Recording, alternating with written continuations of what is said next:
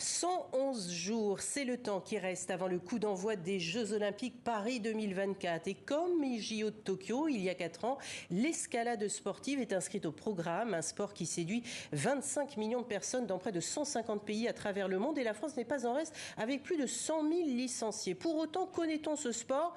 Peu ou pas assez. Alors on va en parler avec notre invité Paul Genft. Merci d'être avec nous. Vous êtes le jeune espoir de l'équipe de France d'escalade. Vous êtes en pleine ascension vers les Jeux Olympiques à domicile. Donc dites-nous où vous en êtes dans votre parcours vers une qualification pour ces JO. Bonjour, déjà merci de m'accueillir. Moi, il me reste encore deux épreuves pour espérer me qualifier aux Jeux Olympiques, parce qu'il y a déjà une petite partie des places qui ont été distribuées, mais la majorité des athlètes ont encore leur chance. Ces deux épreuves, elles seront mi-mai et mi-juin à Shanghai et Budapest. Donc c'est dans pas si longtemps. Je suis dans la dernière phase de préparation. Je suis sorti d'un entraînement hivernal très intense là, il y a une semaine. Donc maintenant, c'est des petits réglages, des petits ajustements avant la fin. Je commence à me reposer, à diminuer un peu mes entraînements pour que la forme arrive et que je puisse voir le travail qui a été fait ces derniers temps. Il y a combien de places dans l'équipe de France pour ces JO ? 2 personnes maximum. 2 personnes, donc vous êtes en concurrence avec combien d'autres ? 4 personnes. 4 personnes. On est 4 à participer et les places sont très chères. Oui, effectivement. Alors vous avez 20 ans, oui. Le milieu vous présente, je le disais, comme une étoile montante de l'escalade. Vous faites partie de la team Climb Up. Quels sont vos atouts justement ? Qu'est-ce qui fait la différence entre vous et un autre grimpeur ? Quelle est votre force ? Je pense que si je devais me décrire, je dirais que je suis plutôt un grimpeur atypique parce que j'ai un gabarit qui est assez différent par rapport aux autres grimpeurs. C'est un sport où on retrouve plutôt des grimpeurs qui font entre 1m70, 1m75, c'est plutôt la moyenne et moi je suis pas loin du 1m90. Donc je pense que mon véritable atout, ça a été de m'adapter à cette taille et de changer ma façon de grimper et de m'inspirer des autres, mais de ne pas calquer mon escalade sur ce que font les autres.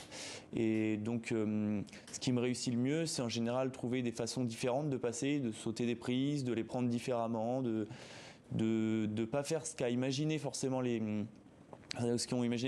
ouvreurs, je dirais plutôt d'utiliser la ruse parce que physiquement je suis pas très bon par rapport aux meilleurs et donc j'essaye de compenser ça un peu par parce que vous dites en général il faut 1m70 1m75, c'est quoi, c'est une question d'équilibre par rapport à la paroi, qu'est-ce qui fait que on a plutôt une norme de petite taille, on va dire, plutôt que votre 1m90? Je pense que c'est assez difficile à comprendre parce que l'escalade, c'est un sport qui est très complet. On nous demande vraiment beaucoup de choses à la fois. Et donc, je pense que c'est un mélange de plusieurs facteurs. Mais si je devais donner quelques avantages à être un peu plus petit, je dirais que c'est des muscles qui sont un peu plus courts, donc on gagne plus facilement de la force. Peut-être un peu plus d'agilité ou de fréquence dans les jambes, dans les bras. Mais en tout cas, moi, j'ai pas l'impression, par ma grande taille, d'être désavantagé et je m'en sers plutôt, même si c'est pas très courant, il y a quasiment pas de grimpeurs qui font cette taille, je m'en sers vraiment et je serais pas du tout ce que je suis et à ce niveau-là si j'avais pas eu cette taille. Alors expliquez-nous, parce que l'escalade compte 3 disciplines, il y a la vitesse, il y a la difficulté et il y a le bloc. J'ai appris tout ça en vous recevant. Quelle est la vôtre de spécialité ? Moi, j'en ai 2 précisément parce que à Paris, il y aura un combiné de 2 disciplines, le bloc et la difficulté, et la vitesse une autre épreuve, donc 2 médailles. Et moi, j'ai eu la chance d'être dans le début de la génération des grimpeurs qui sont assez polyvalents. Il y a une dizaine d'années, on se spécialisait beaucoup dans une des disciplines. Et maintenant, on apprend aux grimpeurs à faire 2 disciplines aussi parce que c'est... Et c'est quoi la difficulté entre la difficulté et le bloc, justement ? Ce qui n'est pas facile, c'est que c'est des filières vraiment différentes. Ça serait comme demander à un coureur de faire du 100 mètres et de faire du 1000 mètres. Ah oui, c'est totalement autre chose. C'est totalement autre chose. On est sur 6 minutes d'effort en difficulté, une trentaine de secondes en bloc qu'on répète plusieurs fois.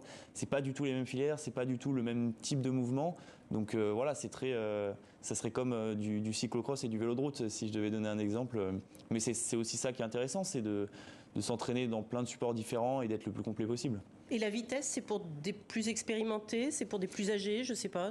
Non, c'est encore une autre façon de pratiquer. Et quand on sait faire l'un, on sait faire l'autre. Non, parce que c'est beaucoup plus éloigné des filières musculaires qu'on pourra avoir. C'est des efforts qui font 5 secondes, qui sont très courts, très explosifs. Donc forcément, les gens qui font de la vitesse développent pas mal de masse. Et nous, pour grimper, on cherche à être le plus léger possible. Donc c'est difficilement compatible d'être très bon en vitesse et dans les autres disciplines. Quelles sont les grandes nations de l'escalade ? Est-ce que la France a une chance de médaille ? Je pense que la France a une chance de médaille et c'est assez récent d'ailleurs, parce qu'il y a une année, même des années un peu plus vides ces derniers temps. Le Japon avait vraiment pris le dessus avec 10 grimpeurs dans les 20 meilleurs mondiaux. Et depuis quelques années, il y a vraiment un élan nouveau vers la performance des Français et on le voit, les résultats commencent à venir de plus en plus. Moi, les premières fois que j'étais en équipe de France, quand il y avait un grimpeur en finale, c'était fou, ça arrivait 1 ou 2 fois dans la saison.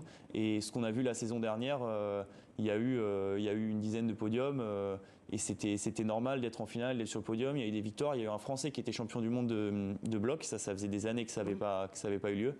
Donc il y a vraiment un renouveau de l'escalade française. En 2 mots, c'est un sport individualiste?